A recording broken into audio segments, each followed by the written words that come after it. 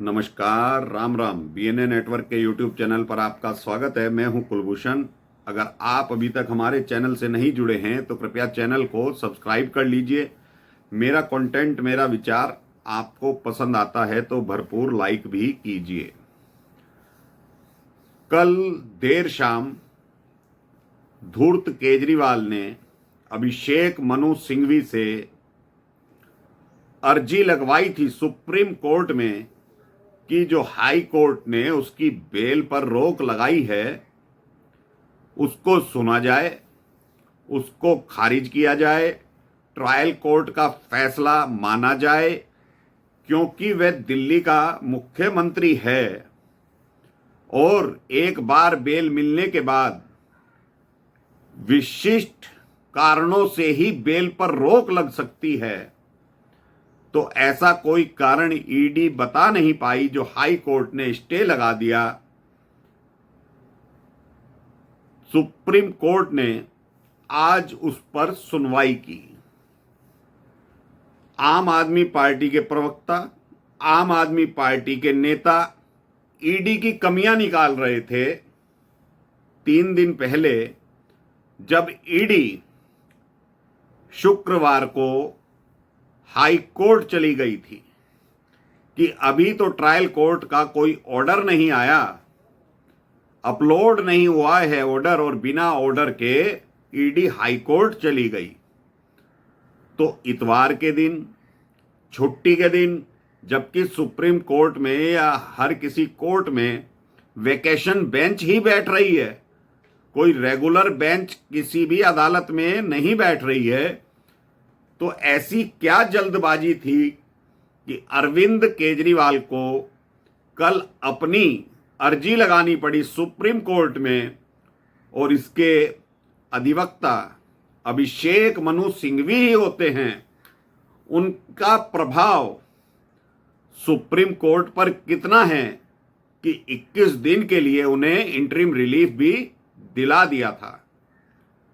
तो ये लोग जो चाह रहे थे आज सुप्रीम कोर्ट में, जो जाल सिंघवी ने बिछाया था सुप्रीम कोर्ट का, वो आज फेल होता हुआ नजर आया। डबल बेंच यानी 2 जजों की बेंच आज इस पर सुनवाई कर रही थी, जस्टिस मिश्रा और जस्टिस भट्टी। इन दोनों ने जब सुनवाई शुरू करी तो सिंघवी बोलते हैं कि ट्रायल कोर्ट ने जमानत दे दी थी अरविंद केजरीवाल को, जो पीएमएलए की धारा है 45, उसके तहत भी ऑर्डर में लिखा गया है और सारी शर्तों के साथ ट्रायल कोर्ट ने जमानत दी थी।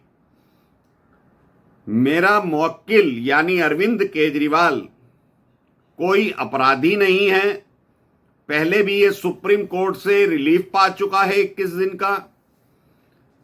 तो ईडी हाई कोर्ट चली जाती है उस ऑर्डर के खिलाफ और हाई कोर्ट स्टे कर देता है। ना जाने हाई कोर्ट का ऑर्डर कब आएगा। आप तुरंत अरविंद केजरीवाल को रिहा करने के आदेश दीजिए। तो जस्टिस मिश्रा कहते हैं कि 1-2 दिन इंतजार करने में क्या जाता है, हाई कोर्ट का ऑर्डर आ ही जाएगा। लेकिन केजरीवाल के तो 2 वकील थे, एक अभिषेक मनु सिंघवी और एक विक्रम चौधरी। विक्रम चौधरी भी खासम खास वकील है धूर्त केजरीवाल का। चौधरी ने कहा कि ऐसे कैसे हाई कोर्ट बिना किसी आधार के बेल को रोक सकता है। अब इनका आप लोग खेल समझिए। 2 दिन के लिए न्याय बिंदु ट्रायल कोर्ट में जज रही थी, जो मुकदमे सुन रही थी पीएमएलए कोर्ट के, और वो ही 2 दिन के अंदर जो इन्होंने बेल एप्लीकेशन लगाई थी, और जो सोशल मीडिया पर चर्चा है कि न्याय बिंदु का परिवार आम आदमी पार्टी से जुड़ा हुआ है, शायद इसी वजह से न्याय बिंदु ने बिना कागज पढ़े अरविंद केजरीवाल को जमानत दे दी थी। लेकिन सिंघवी और चौधरी ये दोनों बार बार एक ही गुजारिश करते रहे कि बेल को ऐसे स्टे नहीं किया जा सकता। सुप्रीम कोर्ट के 10 उदाहरण सिंघवी ने पेश करे कि हाई कोर्ट ऐसे बिना किसी विशेष कारण के बेल को रोक नहीं सकता।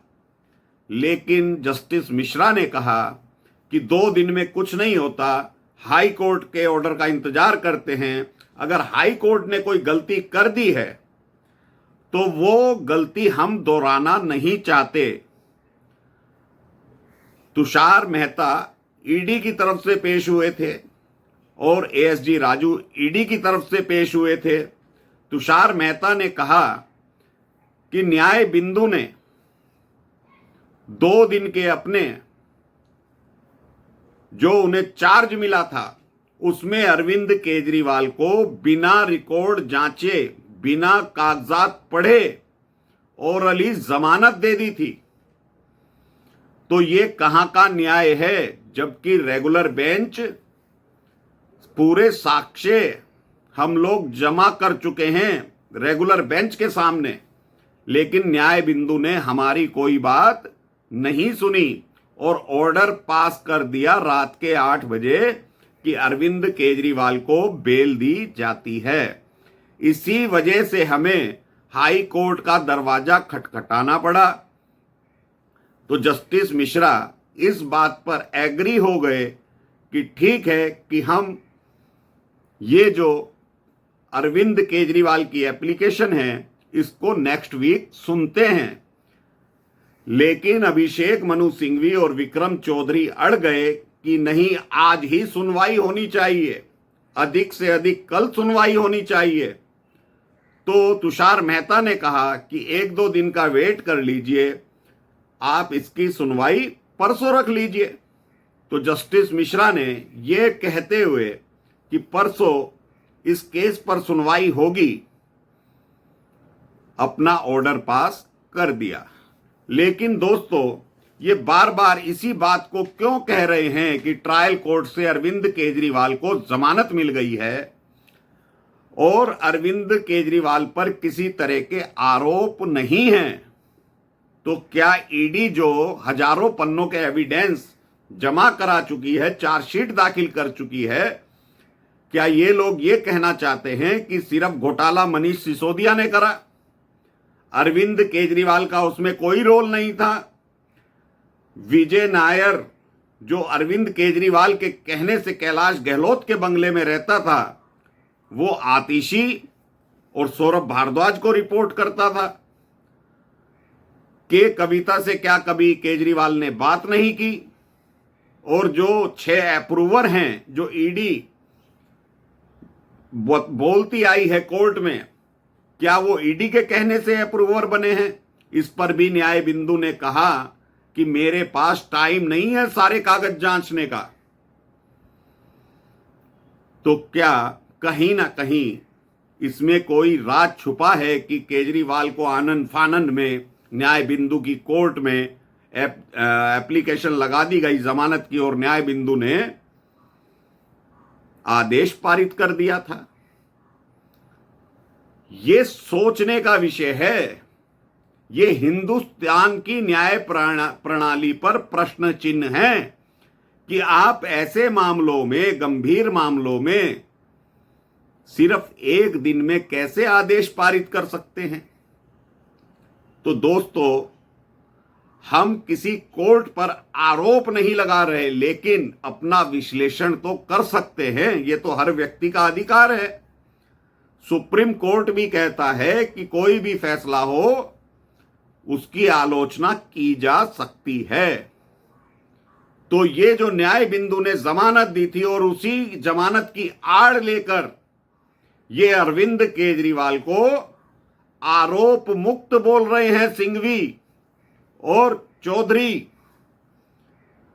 अगर इन दोनों का आज का खर्चा देखा जाए केजरीवाल की तरफ से, तो 20 लाख रुपए से अधिक की फीस इन दोनों ने वसूल की होगी। क्योंकि जो वेकेशन होती है सुप्रीम कोर्ट की या किसी भी कोर्ट की, और ऐसे वकील अपनी फीस डबल चार्ज करते हैं, तो केजरीवाल जनता के धन को लुटा रहा है दोनों हाथों से। उसे तो किसी भी कीमत पर बेल चाहिए। अपने फोन का पासवर्ड नहीं बता रहा, लेकिन अपने आप को कहता है मैं कट्टर ईमानदार हूं। तो एक कट्टर ईमानदार 56 करोड़ रुपए अपने शीश महल पर नहीं लगाता। ईडी को कहता ये मेरा फोन है, ये मेरा पासवर्ड है, जो आपको जांच करनी है कर लीजिए। और इतना ही बड़ा ईमानदार है अरविंद केजरीवाल और इसका पूरा गैंग। तो इन्हें अपनी जांच अपने आप ही करवा देनी चाहिए थी। इन्हें कहना चाहिए था कि हमारा जो टेस्ट लेना है, जो टेस्ट करवाना है, जो जांच करवानी है वो करवा ली जाए। हम हर तरह की जांच के लिए तैयार हैं। लेकिन ये तो मनीष सिसोदिया के लॉकर में भी झुनझुना रख देते हैं।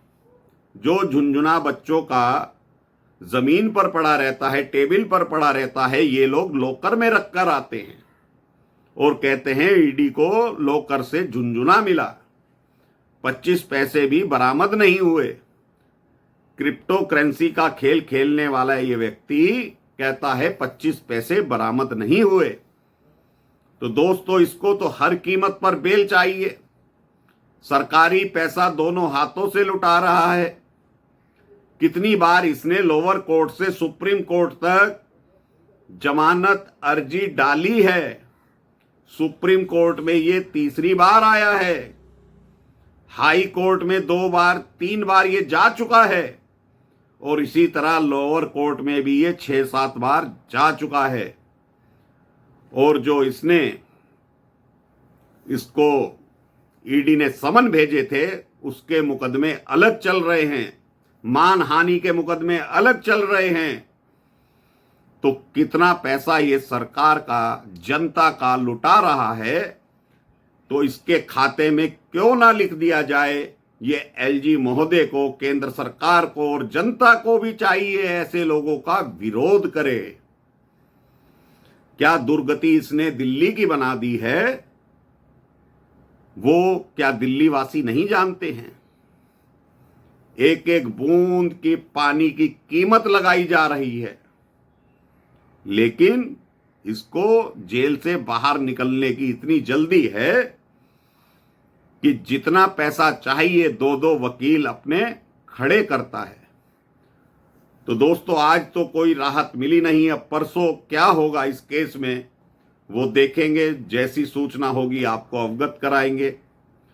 तो अभी के लिए इतना ही। मेरा कंटेंट, मेरा विचार आपको पसंद आए तो लाइक जरूर कीजिएगा, चैनल को सब्सक्राइब कर लीजिएगा, बेल आइकॉन दबा लीजिए। धन्यवाद। नमस्कार। भारत माता की जय।